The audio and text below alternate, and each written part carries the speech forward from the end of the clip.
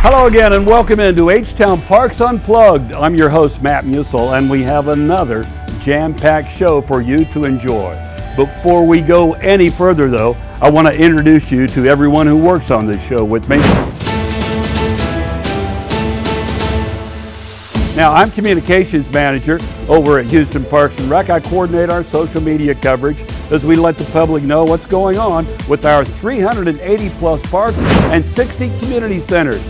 Brenda Cavanis is our media representative and PIO, and you can see her on the move every day around the city as she's out there getting the pulse of the public as it concerns our parks and rec centers.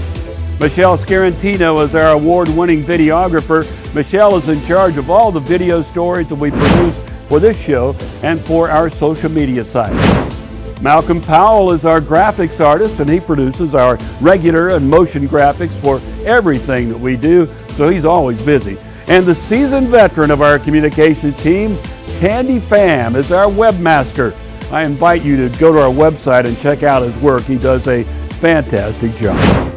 And the young people who are working behind the scenes for this show are communication students at Texas Southern University. We have a great partnership with TSU as the communications department allows us to utilize this great studio, and we get to work with these great students. All right, now that the introductions are out of the way, let's get going. Houston Parks and Recreation System was on full display recently when 40 leaders of the City Parks Alliance descended upon Houston to see firsthand how public and private partnerships work here. They came from all parts of the U.S. for this fact-finding mission. They came from all across the nation. We've brought about 40 people from 19 cities. And they are bringing folks here to take a look at Houston and how we do parks. Over a 3-day period, these park officials from other cities got an eyeful while touring Houston's parks and green spaces while getting an earful of information. So it's a study tour. We're taking them all over the city to see how we do public-private partnership and get creative. So I would assume. Along the way, visitors got to meet Jacqueline Bostic, the great-granddaughter of Reverend Jack Yates, the man who helped create Emancipation Park back in 1872. And board chair Ramon Manning was thrilled to share the vision of the Park Conservancy. Being a native Houstonian, people always lead with how diverse Houston is, but we never talk about the contributions of those diverse communities that make Houston, Houston. And so it was truly an honor to give that message and to give that part of history on this being acquired property by formerly enslaved African Americans. And so it was an honor.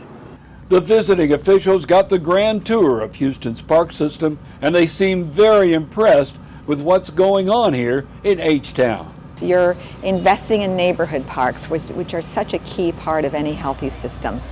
You are creating, this 150-mile greenway along the bayou. You are, enhancing and building new regional parks. Your downtown parks are vibrant. So we're really interested in how you're looking across your entire city in investing in your park infrastructure and really creating that comprehensive experience for all of your residents. The parks of Houston attracting national attention. It's just one more reason why we like to say, Houston Parks and Rec, where you belong.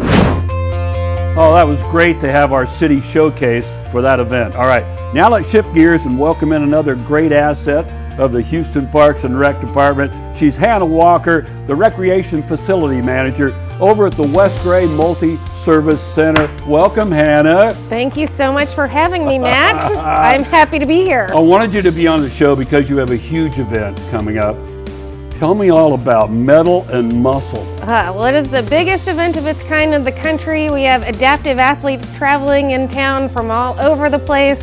We have military, we have active duty and veteran athletes coming through.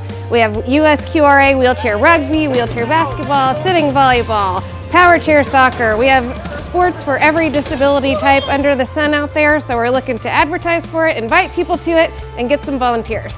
I know you had over 1,000 people out there last year. George R. Brown Convention Center. What are our dates? Let's do that first. Okay. And then what time we're going to We're going to start in the morning and that type of stuff. December 5 through 7, we do move into George R. Brown early, so it's an empty space and we bring in 8 basketball courts. So we need manual labor, so you strong folks come and help us put this together.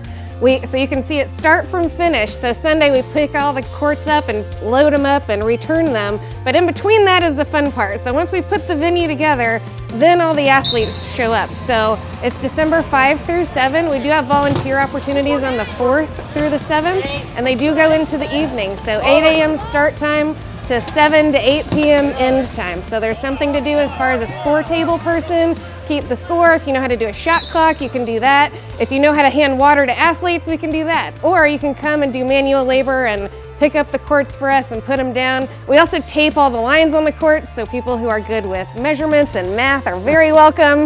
We have something for everyone. Hey, you don't have to have a great skill set. Just show up. Show if you up. care about others, that would be a great thing. Now, some of the sports get rough. You know, that movie Murder Ball a number of years ago, was that about rugby or basketball? What was that? It was wheelchair rugby? It was wheelchair rugby, yes. So we have quadriplegics. We have 11 teams traveling in to compete. So that will go all day Friday, Saturday, and half day, almost all day Sunday. Sunday will be everybody's championship games. So Sunday will be fun for the playoffs, but Saturday, everything will be going on. But yes, rugby is a loud one. It's the football of the wheelchair sports. They're hitting each other, it's intense. It's a fun time to watch. It's fun to watch all these athletes in action. I love the powerlifting. Powerlifting, para-powerlifting will be happening. And we also have young kids to old folks. So we have a very variety of disability types. So we have kids as young as 5 years of age, wheelchair users, and then we have folks that are in their prime time, you know, up there in age too, participating. Talking about me. No. Oh, no. No, not at all. I was just saying a nice way to say a gentleman in his prime also. So ages like 5 to 75 probably. Well, for me, last year was the first time I went to Metal and Muscle. What I loved seeing was the camaraderie. I was over watching powerlifting, for example, and these people were coming in as competitors and like, oh yeah, and they were high-fiving. You know, they had seen each other at another competition. It's just the camaraderie around these events. I love seeing that. And that's what is a part of the recovery journey for the athlete too. So they go through rehab, they have their disabilities, but there's not a lot of opportunities to participate in things like this. So it's like a reunion for adapted sports, military kids, families, parents, siblings.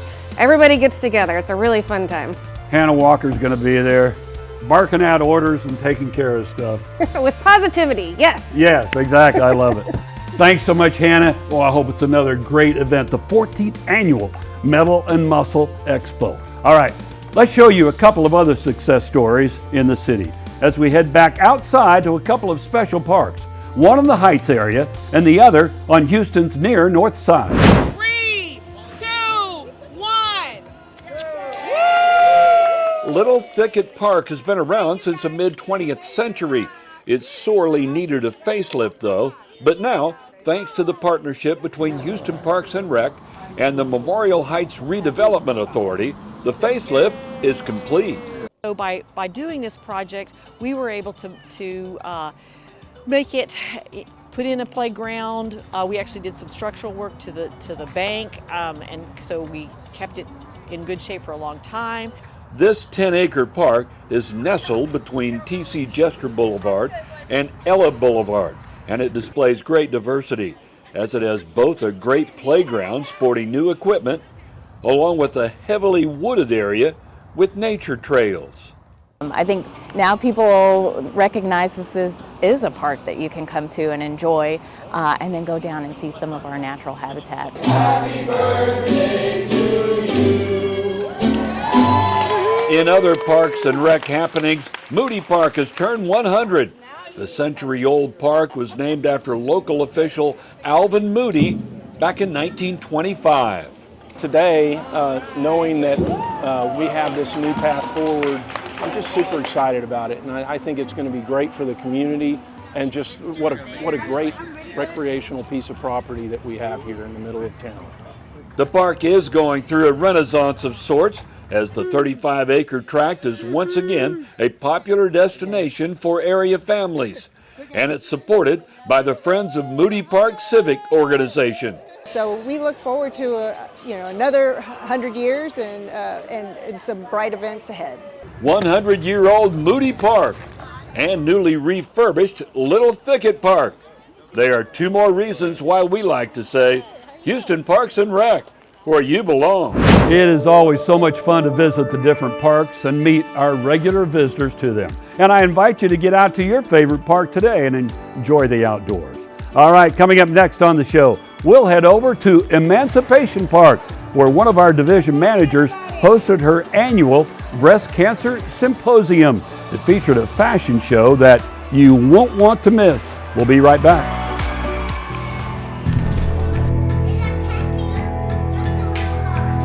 My name is Lisa Shearer, and I'm a senior board operator at Cheniere Energy in Texas. My job in the control room is to make sure that we're operating safely, reliably, and securely. With the liquefied natural gas I'm helping Cheniere deliver, we're helping hundreds of millions of others to make sure they have the energy they need. I think the best part of my day is coming home knowing that I made a difference at work, not only for myself and my family, but for families all over the world. At Cheniere, we're energizing a more secure future for everyone. From the campus of Texas Southern University, in the middle of the fourth largest city in the country, you're watching H-Town Parks Unplugged.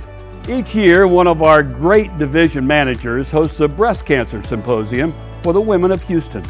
This year, that manager, Carmelita Rice, hosted her event at Emancipation Park, and it was another huge success. Let's take a look. Good morning, everybody. It was a great day at Emancipation Park. Today is our day, women.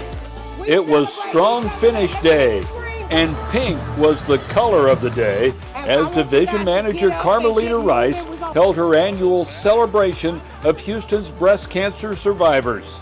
We celebrate each other today. Let me hear you scream. Come on, ladies. Today is Strong Finish. Today is our day. Hundreds of Houstonians showed up to check out all of the health-related exhibitors. There was dancing, cheering, more dancing, more cheering, and even more dancing. Hereby proclaim October 31st, 2025 as Strong Finish Day in the city of Houston. And yes, there were inspirational speakers like Erica Madison of Houston Parks and Rec, a two-time survivor of cancer. And this girl right here has her fighting gloves on and is going to continue fighting for the rest of my life, just like y'all. And the showstopper event of the day was the Cancer Survivor Fashion Show. It was nothing short of amazing as cancer survivors and friends of Houston Parks and Rec strutted their stuff, much to the delight of the throng of supporters. Strong Finish Day at Emancipation Park is just one more reason why we like to say, Houston Parks and Rec, where you belong. That was such a fun event to attend, and Brenda Cavanis, you know it is because you went to last year's event. But Brenda, as we get into your B-Cab Around Town segment, I gotta ask, what the heck happened to Fleet Week? I was really looking forward to that. You and me both. Okay, here's the answer. As you know, Fleet Week was supposed to happen November 5th through 12th. However, because of the government shutdown at the time, it was postponed. Now, I found out that they are working on dates for next year, so Houston could host Fleet Week in 2026. And whenever it happens, it will be a huge event. Approximately 1,200 service members will be coming into H-Town for the festivities, and a number of ships will be coming up the Houston Ship Channel to be on display. These have always been very popular events and when held in other cities. And I'll let you know, when I find out the details of the rescheduling events, you will be the first to know. All right, here's what else is going on around town, so check this out. The city's official Christmas tree arrived at City Hall on the morning of November 15th. The big Douglas fir was trucked in from Ashland, Oregon. That's a 32-hour drive, in case you were wondering. And once the tree arrived, our urban forestry crews worked 9 hours straight getting the tree installed. It took 24 workers and 2 large cranes to get the job done. The tree is 52 feet tall and it's 17 feet across at its widest point. And the mayor's official Reliant Deck the Halls tree lighting event will be held on Saturday, December 6th. So we hope to see you there. And we have more holiday events coming up at our community centers as well.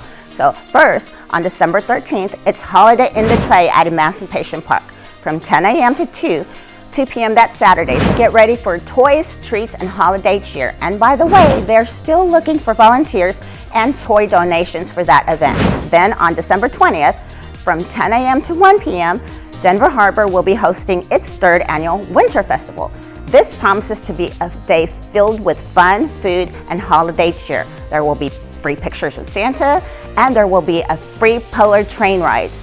I don't know what that means, so I'm looking forward to finding out. Then also on December 20th, Fondy Community Center is hosting Operation Stocking Stuffer. This annual event is put on by the Houston Fire Department, and here's how it works. Residents from City Council Districts B and C have to register with their City Council member, and then after registering, just be at Fondy Community Center at 8 a.m. on December 20th, and you'll receive toys and food for the family. As you know, Matt, there's always a ton of things going on at Parks and Rec, so we encourage you to visit our website and our social channels to find out what else we've got going on. Now, right back to you. Hey, you are so right. There's always a ton of great stuff going on in H-Town. All right, at Houston Parks and Rec, we have some of the hardest working laborers in the country. These men and women are out in our parks, mowing, edging, moving equipment, pounding nails and the like all day, every day. These can be thankless jobs for sure, but every year, the best laborers from cities all around Southeast Texas get together for the Maintenance Rodeo, hosted by the Texas Recreation and Park Society. It's a chance for these men and women to show off their skills while competing for prizes. Thank y'all very much for showing up. Got great weather. Good morning, good morning, good morning, America. Missouri City's Community Park is a great place to kick back and relax. But that's not what the annual Traps Region 4 Equipment Rodeo was all about. This was about spirited competition. I participated in the morning obstacle course. I complete the course at the end. They got me, got to obey the rules. I popped the wheelie at the end, but I think I had the best time out of the whole course. I would have been number 1, but you know, got to obey the rules. TRAPS stands for Texas Recreation and Park Society, and every year Houston Parks and Rec, along with other parks departments from surrounding cities in the region, take part in this competition. A lot of our guys look forward to this event every year. They work day in and day out, working hard out in the sun, out in the cold, the heat, whatever it may be. This is the day where they kind of take a break and do some good competition and show who the best of the best is in many different categories. Every year we have this event. It's a wonderful day.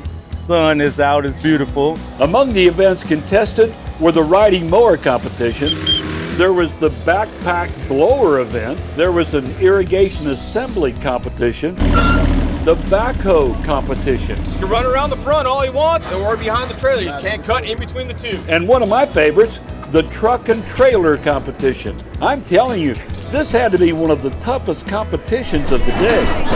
Now, one of the events that didn't rely on any type of motorized power was the nail driving event, where Field Supervisor Floyd Emmons was impressive. I've done it a few years in a row now, so kind of know what's going on, about how hard to hit and what to do.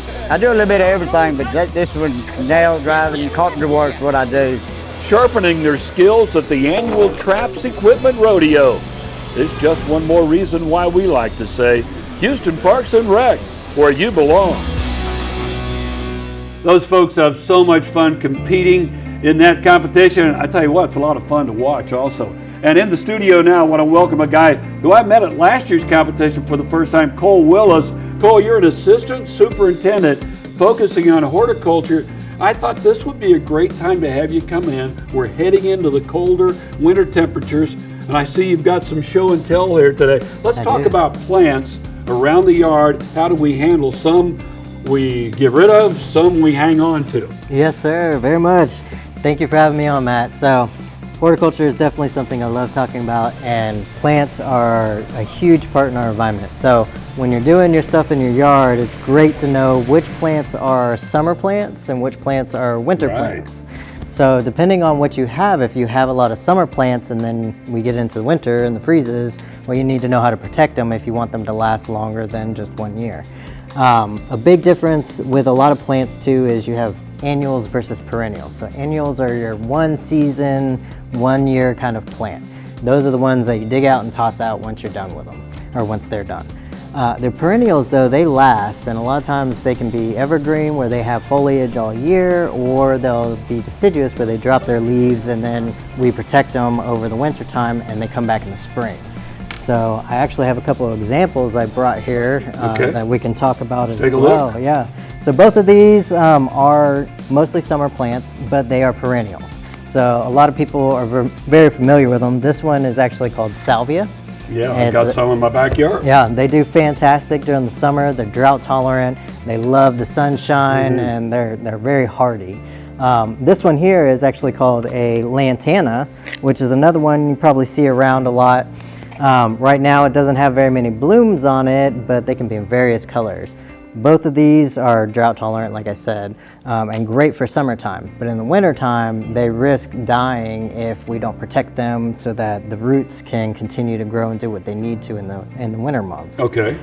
So part of what I wanted to share was some tips on how to properly protect your plants, what you need to be looking for, and just kind of how to do that, and what things that can help with it. So the best thing is your soil. You need to make sure your soil is, for one, healthy, but also you want to water it before the winter, or before the freeze hits, basically. So the water in the soil actually releases heat as it cools down and potentially freezes, and that helps keep your roots alive for your plants. So if we have a frost warning, water those plants. Yes, water your plants. Now, do we clip these things down, or we just cover them? We do. So for these ones, like the lantana and your salvia, they are best if you cut them back, because the leaves fall off, the branches start getting brittle, and it really doesn't look very good. And then you have more work to do in the spring. So the best thing to do is actually come in, and I've got my handy dandy clippers here. I can show you guys how. So I'm not sure if y'all can see great from here, but these branches here are all the main part of the stem. So what you want to do when you're pruning these back for your winter time is you want to come down and you want to cut it pretty low. But you want to cut it at an angle like this. This helps keep moisture from staying on. And you basically, it seems horrible, especially when you love your plants and you come in and you start doing this, it can be hard sometimes. Cut at an angle? I'd never heard that before. Yes. Maybe that's why mine just die off. It could. It could be. So we're going to come in and we're going to completely just strip this thing back. And again, it sounds rough, especially when you love your plants. Yeah. But that's what we need to do to help protect them. So all this, you can either put in your compost or throw it away or whatever you want to do with it. And so now when you have this little bit sticking up here, this is all the part that you want to cover up with your mulch. And mulch is extremely important for the winter time, just as important as keeping your soil moist. It helps retain some of the extra heat from all of that, but it also keeps the cold winds and everything. So cover that entire thing up? Yep, you're going to cover it all the way up. And it doesn't need to be deep. You don't want to go deep with it. You only want to go just to the to the surface. One of the biggest mistakes I see people do is they cover with tarps or plastic. Right. And they put it right against the plant. And that actually causes more damage to your plant than if you were to leave it exposed. So what you want to do, I've got a couple different examples here. This is one you can pick up from your Home Depot, Lowe's, any of those kind of box stores. You can also get them from your local nurseries and garden centers as well. They have a couple different varieties and styles, but it's good to have these. You can also use sheets, pillowcases, blankets, boxes. If you have like an old trash can, you can, as long as it's not touching your plant, then it's good. Something like this, all you want to do is when you, this is a big piece, sorry about that, but basically you want to make sure you cover all the way up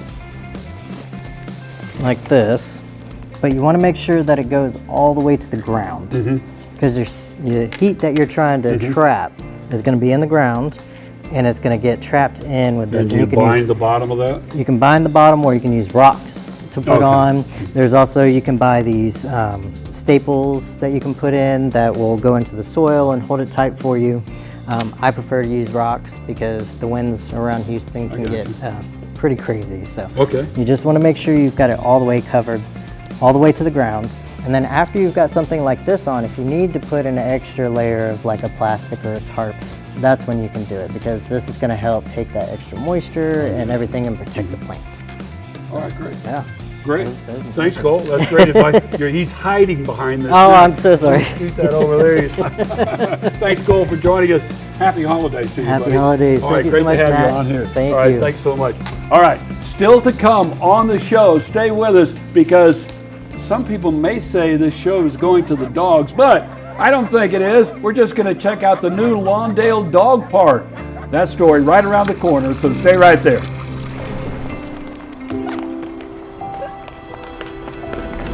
All across Europe, energy was reliable and plentiful. But one day, all that changed. European countries are facing an unprecedented gas shortage. With the looming energy shortfall, everyone did their part. And back in America, we did ours. We produced about 2 tankers of liquefied natural gas per day and supplied enough energy to Europe to help keep hundreds of millions warm through the winter months. In over 35 countries, we're dedicated to providing the energy that people need when they need it most. At Cheniere, we're energizing a more secure future. From the heart of Houston, Texas, on the campus of Texas Southern University, this is H-Town Parks Unplugged. At Houston Parks and Rec, we have a number of dog parks, and now we have another one. It's in the East End, and we were there for opening day. So shy. There's a new dog park in Houston's East End. So this is Woody. It's really good to have a full-on fledged dog park for the neighborhood. We came in his Flintstone car. He loved the Flintstone, so we came in the Flintstone car. It is a labor of love, of everybody being consistent, showing up, and ensuring that what we have here today is for everyone. City Councilman Joaquin Martinez helped get the Lawndale Dog Park to the finish line, but former Councilman Robert Gallegos is credited with getting the ball rolling on this dog park while he was still in office. It took us 5 years, but we're excited that today is the grand opening. As you can see, there's a lot of neighbors here in the East End, Idlewood, East Lawndale, Country Club, Eastwood, that are out here with their dogs. We're excited about it. You ready for the dog parade, Louie? The land for the dog park was purchased by the Houston Parks Board from Forest Park Lawndale, but Forest Park Lawndale will still be a part of it, as that company will now maintain the inside of the park. Houston Parks Board, we were doing the Bayou Greenways Trail. We bought additional green space land, which we turned over to Houston Parks and Recreation Department, and then they were able to do this dog park here, which is a great amenity for the neighborhood, for people taking their dogs up and down the trail. Which is a great place to come and enjoy the outdoors. Yeah, blow peanut butter bubbles at him. It's the only dog that's interested in the He wants the peanut butter bubbles. And the dogs and their owners voiced their approval of the new park. I love it because now you get to take your dogs out and they enjoy it and stuff, and they don't have to run around in, you know, the bad areas and stuff. They can have their own little park. So we're enjoying it right now, and he enjoying all the dogs too. The new Lawndale Dog Park, located just off Lawndale by Brays Bayou. It's just one more reason why we like to say Houston Parks and Rec, where you belong. That is a great addition to the East End. All right, Brenda Cabanis, any final thoughts? Absolutely. You know, the weather is getting cooler outside. It's a perfect time of year to take the family out, visit any one of our 380 parks. Our community centers are always hosting events. Bring the family out, enjoy a good time, get some exercise in. I mean, why not, right? Yeah, and every one of these events is a little different. Absolutely. So you could go to multiple community centers. Yeah, you can hit several up on the same day. So absolutely, keep going. Yes. All right. Thanks, Brenda. All right, great advice here. All right, that's going to do it for our show. For Brenda and everyone else at Houston Parks and Rec, I'm Matt Musil saying thanks for watching. And for the latest updates from Houston Parks and Rec, always follow us on Facebook, X, and Instagram.